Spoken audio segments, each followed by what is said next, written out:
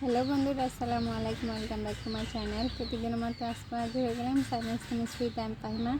তো আশা করছি সকলে ভালো আছে। আল্লাহর অশেষ রহমতে আমি অনেক ভালো আছি। তোমাদের সাথে প্রতিনিয়তই যেভাবে গল্প করে সেভাবে গল্প করার জন্য আবারও চলে আসলাম। তো ইতিমধ্যে যারা আমার চ্যানেলটিকে সাবস্ক্রাইব করেছে তাদেরকে অসংখ্য ধন্যবাদ, আর যারা এখন পর্যন্ত সাবস্ক্রাইব করে নেয় তারা অবশ্যই করে নিবা যদি ভালো লাগে। আর লাইক কমেন্ট করে অবশ্যই সাথে থাকবা, শেয়ার করবা বেশি করে। অবশ্যই তোমাদের সাথে এত কথা না বলে এখন চলে যাব মূল কথাতে। আর ব্লগটা শুরু করার আগে তোমাদেরকে একটা কথা বলি। মানুষের হচ্ছে যে কি, এই যে অনলাইন জীবনের থেকে কিন্তু তাদের বাস্তব জীবনটা মানে অনেক ভিন্ন। অনলাইন জীবনে প্রত্যেকে নিজেকে একটা পেশাদারি বা একটা মানে চাকরি বা স্কুল কলেজে বা কোথাও জয়েন হইতে হইলে একটা প্রিপারেশন নিয়ে তারপরে হচ্ছে যে ওই জায়গাটার মধ্যে উপস্থিত থাকার চেষ্টা করে টাইমলি। তো সেরকমই মানুষের জীবনের সাথে ঘটে যাওয়া অনেক কিছুই কিন্তু ভুলে প্রেজেন্ট থাকতে হয়। সেরকম অনলাইনেও মানুষে যখন বক্তব্য দিতে আসে বা কোনো কথা বলতে আসে, তাদের জীবনে কিন্তু অনেক কিছু হয়, অনেক কিছু আছে। তো তারা প্রেজেন্টলি এটা প্রকাশ না করে ওখানে প্রেজেন্টটাকে সুন্দর করার জন্য, মুহূর্তটাকে ভালো রাখার জন্য হাসি মুখে সুন্দরভাবে দুটো কথা বলে। অনেক কথার মধ্যে কিন্তু অনেক রহস্য থাকে, অনেকে হয়তো বুঝতে পারে না, আবার অনেকে খুব সহজেই বুঝে যায়। তো একজনের মনের কথা আসলে অন্যজনের মোবাইলের মাধ্যমে শুনে, প্রকাশ্যভাবে শোনা আর অপ্রকাশ্যভাবে ইঙ্গিত স্বরূপ শুনে কখনো কিন্তু বুঝতে পারে না। তো অবশ্যই তোমাদেরকে বুঝিয়ে বলবো। অনেকে বলে যে কি হচ্ছে যে কি মানে বা আমরা অনেকেই শুনি যে অনলাইনে যারা অনেক ভিডিও দেখি, বলে যে কি তোদের স্বামীগুলোই অনেক ভালো, তোদের ফ্যামিলিটা অনেক ভালো, তোর মানে তোদের ভাগ্যটা অনেক ভালো, এমন অনেক কমেন্ট আসে। আসলে কারো ভাগ্য কিন্তু এতটাও ভালো না যে মোবাইলে আমরা কাজ করতেছি, অনলাইনে কাজ করতেছি, যার কারণে আমাদের ভাগ্যটা অনেক ভালো, আমাদের স্বামীরা অনেক ভালো, আমাদের ফ্যামিলিতে কোনো জমজট মানে যাই ঝামেলা হয় না, বা কোনো মারামারি কাটাকাটি এসব কিছু হয় না, এমন না। সবার পরিবারে কম বেশি সব কিছুই ঘটে। আর আমরা একটা সহজে কথা আছে, সেটা হচ্ছে নদীর এপারের মাছগুলো বলে ওই পারের পানিগুলো সম্ভবত ভালো, নতুবা এপারের মানে মানুষগুলো বলে ওই পারের মানুষগুলো সুখে আছে, শান্তিতে আছে, আমাদের এখানে যত যাই ঝামেলা। আর ওরা বলে যে কি ওই পারের মানুষগুলো, ওই পারের ফ্যামিলি বা ওই পারের পরিবেশগুলো অনেক সুন্দর, পরিবেশটা অনেক সুন্দর, অনেক ভালো লাগে। তো যে যে জায়গায় আছে সে কিন্তু সেই জায়গার অবস্থাটা বুঝে আসলে কেমন লাগে বা কেমন আছে, কি হচ্ছে তার সাথে বা তাদের সাথে। তো যে যে জায়গায় থাকে সে কিন্তু সেই জায়গাটা বুঝে, অন্য কেউ বুঝবে না। তো একজন আমাকে কমেন্ট করছে হচ্ছে যে কি হাজব্যান্ড নিয়ে একটা কথা বলছিলাম, বলছে আপনাদের হাজব্যান্ডগুলোই অনেক ভালো।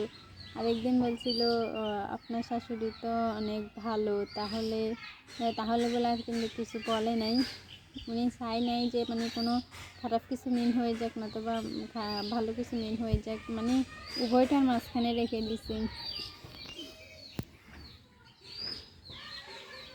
তো সবসময় যখন ভিডিও করি তখন ভিডিওর মাঝখানে অনেকবার মনে হয় যে আমার পরিবারের কেউ, আমার ফ্যামিলি বা আমার আত্মীয় স্বজনের কেউ যদি আমার ভিডিওগুলো দেখে, তখন যদি বলে পাগলামি পাগলামি কী কথা সব বলে, বা ও কেমন হয়ে গেছে, অনেক পরিবর্তন আসে গেছে।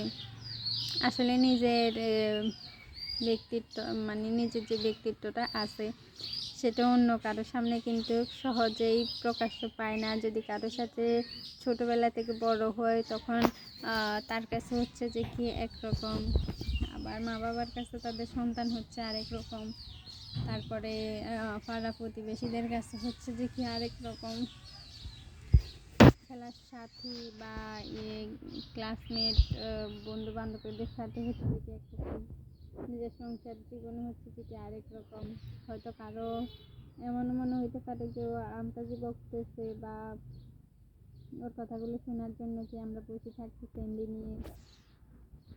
আসলে রেখে আসা জীবনের কাহিনীগুলোর সাথে অনেক সময় মানে খাপ খাওয়ানোর চেষ্টা করি। মনে হয় যে ওই আগে দাদু নানুরা বলতো, আমার তো দাদু নানু দুজনেই একজন খুব মানে তাড়াতাড়ি মারা গেছে, দাদু আর নানু যাই আছে ওনার সাথে গল্প করার মতো সময়টাও হয় না। অথচ আমি সবার বড় নাতি, আমাদের ওখানে থাকা হয় না।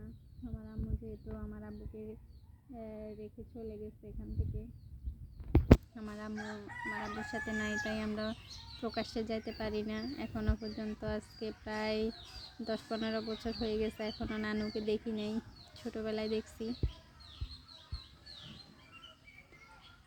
তো এবারে দেখার অনেক ইচ্ছা। যতবারই ফোন করি বলে আমি মরে গেলে আমার লাশটা দেখতে আসিস, আমি মরে যাইলে তখন আসিস, তখন আর তোদেরকে দেখার জন্য কান্না করবো না, তোরা বা বড় হয়ে গেছস, ভালো হয়ে গেছস, অনেক রকমের কথাবার্তা বলে। ওনার সাথে নাকি আমরা নিজের ইচ্ছাতে করে দেখা করি না। তো সবাই তো চায় মানে দেখা সাক্ষাৎ করতে, কিন্তু সংসার জীবনে ঢুকে গেলে আসলে কেউ কারোর সাথে দেখা করতে পারে না। আজকের কথাগুলো এখান থেকে একটু ওখান থেকে একটু বলতেছি। আসলে আজকে আমি অনেক বেশি এক্সাইটেড, তার কারণ হচ্ছে আজকে অনেক দিন পরে একটু সুস্থতা লাগতেছে।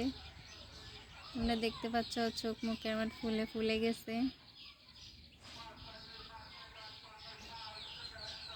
চোখ মুখ ফুলে যাওয়ার কারণ হচ্ছে যে আমি দাঁতে ব্যথায় অনেক দিন ভুগছি, অনেক ওষুধ মানে 500 পাওয়ারই 1000 পাওয়ারই এমন ওষুধ ছিল, ডাবল খাই নিয়েছি। কী করবো, অনেক প্রচুর পরিমাণে ব্যথা করে, ব্যথাগুলো সহ্য করার মতো না, তো খাই নিয়েছি। যদি একটু শান্তি পাইতাম, বিশ্বাস করবেন না, দাঁতে ব্যথার কারণে আমার হচ্ছে যে কি, সবাই বলে দাঁতগুলো অনেক সুন্দর, দাঁতগুলো অনেক সুন্দর, তো তারপরেও কেন ব্যথা করে? সুন্দর হচ্ছে আল্লাহ দিছে, ব্যথাটাও আল্লাহ দিছে, এখন সেই প্রশ্নের উত্তরটা তো আমি জানি না, সেগুলো একমাত্র আল্লাহ মাবুদ জানে।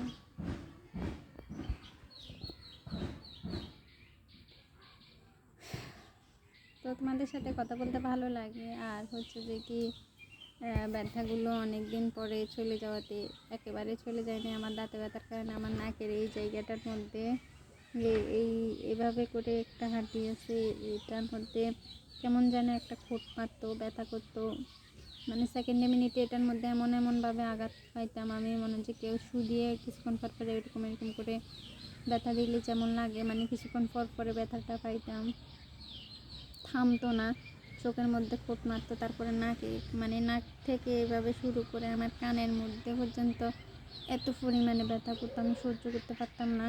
তারপরে মাথার এই সাইডটা এমনভাবে ঘাই মারে, অনেক কষ্ট হয়েছিল। পরে আবার নিচের দাঁতে যখন ব্যথা করছে তখন এই জায়গাটার মধ্যে কিন্তু ফুলে নাই, আরেকটা দাঁতে নতুন করে ব্যথা শুরু করছে, তো ওই দাঁতের কারণে আমার চোখ ফুলে গেছিলো, যার কারণে আমি ভিডিও করি নাই, এতটাও ফুলে যায় নাই। তারপরও মানে ব্যথার যন্ত্রণা সহ্য করতে না পারে সবসময় কান্না করতাম, তো আমার মনে হয় কান্নাতেই চোখ ফুলে গেছে,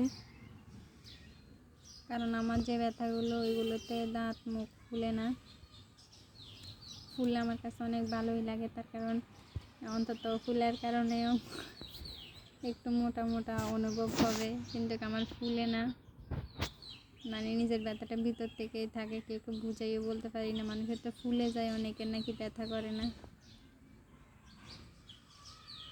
তো বন্ধুরা, তোমরা যারা বেকার আছো তারা আমার মতো আমার তো এটা নিজস্ব ফোন না, এটা হচ্ছে যে কি আমার হাজব্যান্ডের ফোন, তো তোমরা এরকম একটা দুটো চ্যানেল খুলে কিছু সময় পার করতে পারো।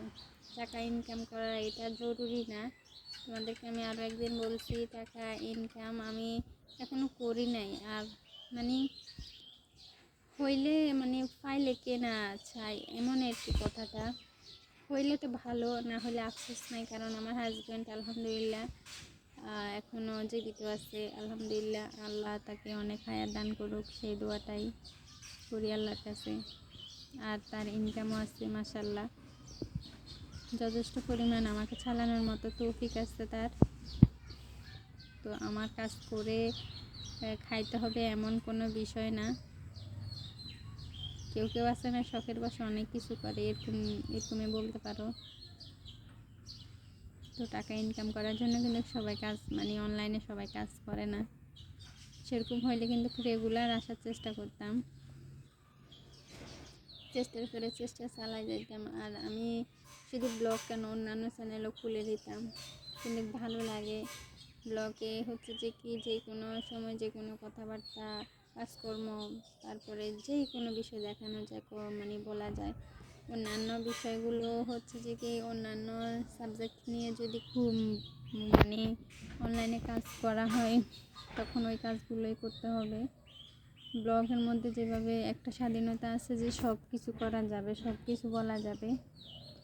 তো যার কারণে ব্লগের মধ্যে তোমাদের সাথে আসি, কথা বলতে পারি, নিজের মনের কথা শেয়ার করতে পারি, ভালো লাগে, তাই ব্লগ খোলা। তোমরা যদি কেউ কোনো মানে কাজের প্রতি মানে অতিরিক্ত জ্ঞান থাকে, অতিরিক্ত জানা থাকে, বুঝে থাকে, তো তোমরা অবশ্যই কিন্তু চ্যানেল খুলে সেই কাজটা সবার সাথে শেয়ার করবা। অনেকেই শিক্ষিত আছে না, তো তারা অনেক রকমের অনেক চ্যানেল খোলা যায়, কিন্তু সাবজেক্ট একটাই থাকতে হবে। সেই সাবজেক্টের মধ্যে অবশ্যই যখন খুলবা তখন তো প্রিপারেশন নিয়েই খুলবা, অবশ্যই তখন জ্ঞান হয়ে যাবে। না শেখার আগে তো কেউ খোলে না। তো আমার কাছে, আমার জন্য মানে বেস্ট মনে হয়েছে ব্লগ। তো সবাই সুস্থ থাকবা, ভালো থাকবা, আল্লাহ হাফেজ।